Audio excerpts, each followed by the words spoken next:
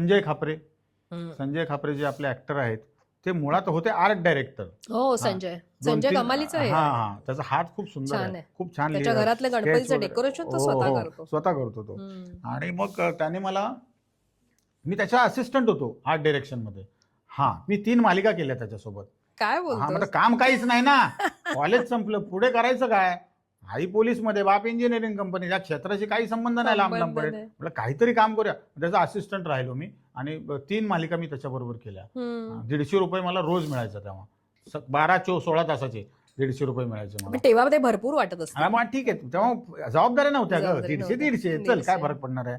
आणि art डायरेक्शनचा assistant म्हणजे काय मोठी कामं असायची माहिती आहे आम्हाला. ही खुर्ची उचल तिकडे ठेव, ही कुंडी उचल तिकडे. म्हटलं बरं आहे हेच काम आहे, कारण याच्या व्यतिरिक्त आर्ट डायरेक्शन मधलं मला तरी काही येत नाही.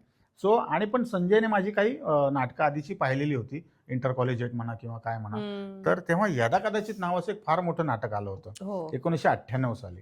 तर मी 99 साली संजयच्या संपर्कात आलो. मग संजयने मला विचारलं की तू माझी रिप्लेसमेंट करशील का, कारण माझी काही बाहेरची कामं वाढत आहेत आर्ट डायरेक्शनची पण, आणि मला एखादी फिल्म पण मला ऑफर झाली आहे. म्हटलं करेन ना संजय, त्यात काय एवढं, मला जमलं तर नक्कीच करेन. पण म्हटलं, आणि संजय खापरे तेव्हा त्या अख्ख्या नाटकामध्ये एकटा खूप बॅटिंग करायचा.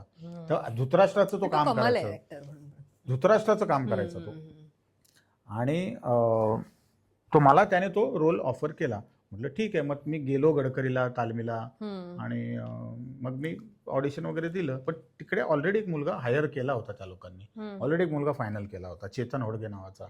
पण ते बोलले की आगंतुक नावाचं कॅरेक्टर करशील का. म्हटलं आगंतुक म्हणजे काय. म्हणजे आगंतुक इन द सेन्स तो अचानकपणे येणारा एखादं कॅरेक्टर म्हणजे आगंतुक. म्हणजे त्याच्यामध्ये आगंतुकची पात्र होती, वाघातली मावशी होती, देवानंद होता, रावण होता, तुला सांगतो वीरप्पन होता, श्रावणबाळ होता, आणि शेवटी महात्मा गांधी होते. हे 6 पात्र होती. तर मी त्याचं ऑडिशन दिलं आणि मला म्हणाले की तू हे कॅरेक्टर कर. ते जे पूर्वी करायचा किशोर चौगुले. पण किशोर चौगुले तेव्हा बीएमसीत कामाला असल्यामुळे त्याला सगळे प्रयोग करायला जमायचे नाही. या नाटकाचे ऑलमोस्ट 45 ते 50 प्रयोग महिन्याला व्हायचे. हा, सो तेव्हा मग व्यावसायिक नाटकात मला कोणी आणलं तर संजय खापरे. मी आजही त्याचं नाव कधीच विसरत नाही. त्याच्यानंतर मग मी हे नाटक होतं संतोष पवारांचं, पण संतोष पवारची माझी 1 to 1 अशी कधी झालीच नव्हती. कळलं का. मी त्याची भेटच नाही. मी 1,500 प्रयोग केले त्या नाटकाचे. 1,500 प्रयोग व्हायला किती काळ लागतो तुला माहिती. तोपर्यंत मी संतोषला कधी भेटलो नव्हतो. मग त्याच्यानंतर मी संतोषच्या संपर्कात आलो. मग आमचं ट्युनिंग चांगलं जुळलं. मग त्याने मला नाटकातून मग संतोषकडे जे मी शिकलो ना, ऑन फ्लोर काय करायचं, मग ते सिनेमा असो, नाटक असो, टेलिव्हिजन असो, काय असो, तुझं हे शार्प कसं ठेवायचं ना, प्रत्येक ओळीमध्ये तू कसा शार्प पाहिजेस, हे मला संतोषकडून मी शिकलो. आणि तो कोळून प्यायलेला माणूस आहे ना. प्रत्येक प्रचंड प्रत्येक वाक्यावर त्याचं पकड, प्रत्येक शब्दावरती पंच कसा काढायचा. बरं, तुझा पंच काढण्यासाठी समोरच्याने काय बोललं पाहिजे, नुसतं एवढंच केलं पाहिजे, तू काय रे असं बोलला तर तो पंच गेला. ह्याचं जी काय छोटी छोटी गणित आहेत ना, ती संतोषकडून मला ती शिकायला मिळेल. आणि मग संतोष बरोबर सलग बरीच नाटकं केली. मग आता सिनेमाकडे नाटक झालं. मग त्याच 9 on Air आमचं एक नाटक होतं ज्याच्यामध्ये मी 10 पात्र करायचो. 10 पात्र करायचो मी. तर सचिन पिळगावकर एकदा नाटकाला आले होते. त्यांनी मला त्यांचे संतोषच नाटक आहे, संतोष पवार, संतोष काम पण करायचा त्याच्यात, संतोष काम करायचा आणि मी त्याच्यात 10 भूमिका करायचो.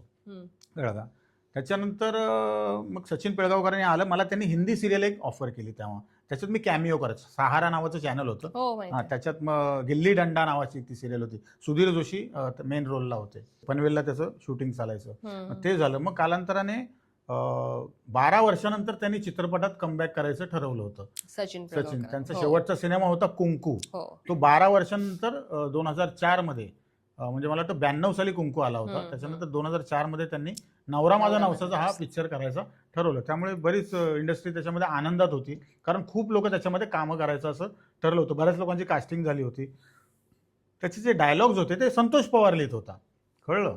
सो संतोष पवार आणि सचिन पिळगावकर यांचं एकत्र मत झालं की हे जे चिपळूणचं कॅरेक्टर आहे ते विकास समुद्रे करणार. आणि मला रिडिंगची तशी काय मला कधी गरज नाही लागली, कारण मुळात बानकोटी ते कॅरेक्टर होतं, म्हणजे चिपळूणचं.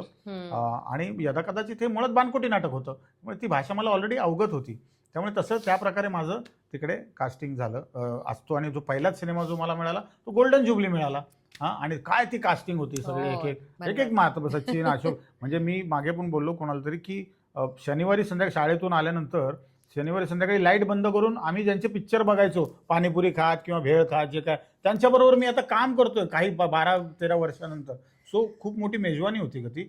हां, सचिन, अशोक सराफ, सुप्रिया पिळगावकर, रीमा लागू, जॉनी लिव्हर, सोनू निगम, जयवंत वाडकर, विजय पाटकर, प्रदीप पटवर्धन, कुलदीप पवार, एवढी सगळी मोठी मंडळी यांच्याबरोबर तुला 20-25 दिवस घालवायला मिळणार, अजून काय पाहिजे. सो हे एक माझं चांगलं हे झालं. हे सतीश तारे पण होते आणि सतीश तारे सीन आठवतोय त्यांना असं बांधलेलं असतं. हो, प्रचंड. तुला आठवते का रे ते त्यांचे ते किस्से आणि हे सतीश तारेंचे, बापरे. म्हणजे तो माणूसच भन्नाट होता. नाही, सतीश तारे आणि तसा माणूस पुन्हा नाही होणार या भूतलावावरती. म्हणजे मी नेहमी म्हणतो की अकबराच्या काळात जर तारे असते तर बिरबल नसताच कुठे. बिरबल त्या दरबारात पण फिरकला नसता, त्याला फिरकूच दिलं नसतं तारेंनी. एवढा हजरजबाबीपणा त्या माणसामध्ये ना. आणि माझी आई जेव्हा गेली ना तेव्हा इंडस्ट्रीमधून मैताला फक्त ते एकटेच होते, कोणी म्हणजे कोणी नव्हतं. म्हणजे अगदी जवळचे पण होते ते, पण त्यांचे काही लोक ते त्यांची रीतभात असते की आई वडील जिवंत असताना एखाद्याच्या मैताला जायचं नसतं, असे म्हणून काही लोकांनी अंग काढलं होतं. पण सतीश तारे एकमेव माणूस होता आणि मी खूप काळ घालवला ग त्यांच्यासोबत. बरेच सिनेमे मी एकत्र केले त्यांच्यासोबत.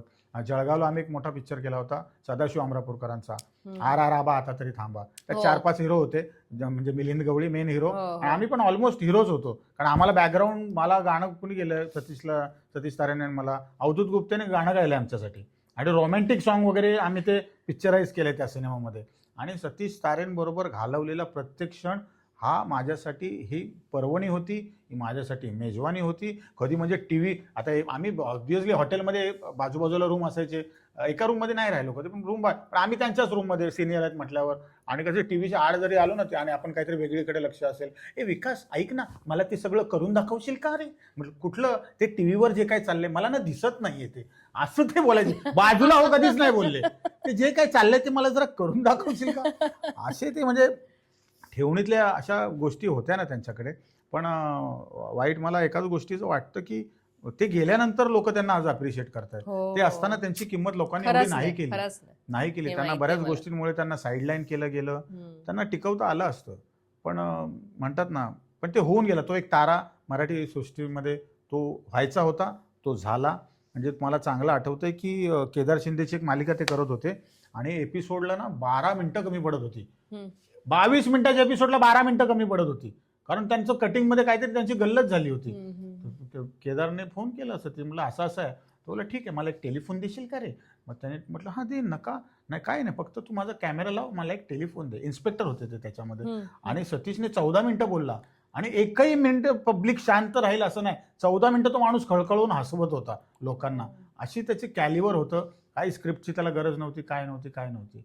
पण ठीक आहे, पण मी स्वतःला भाग्यवान समजतो की मी त्यांचा खूप चांगला मित्रही होतो. त्यांना जर विचारलं ना कुणी की तुमचा सगळ्यात चांगला मित्र कोण आहे आजच्या डेटला, म्हणजे जुने असतील त्यांचे खूप वगैरे वगैरे, किंवा बघ कसं असतं, दाखवणारी मंडळी पण खूप असतात. एखाद्या तालमीला जमलो ना, तारे का आहे ना, मागून तारेला कोणी विचारत नव्हतं. पण त्याच्या पडत्या काळात मी होतो. सगळ्या त्यांच्या जो वाईट काळ मधला गेला त्यांच्यामध्ये मी होतो. माझ्या घरी 1-2 दिवस ते राहायला सुद्धा होते, माहीम पोलीस कॉलनीला मी असताना.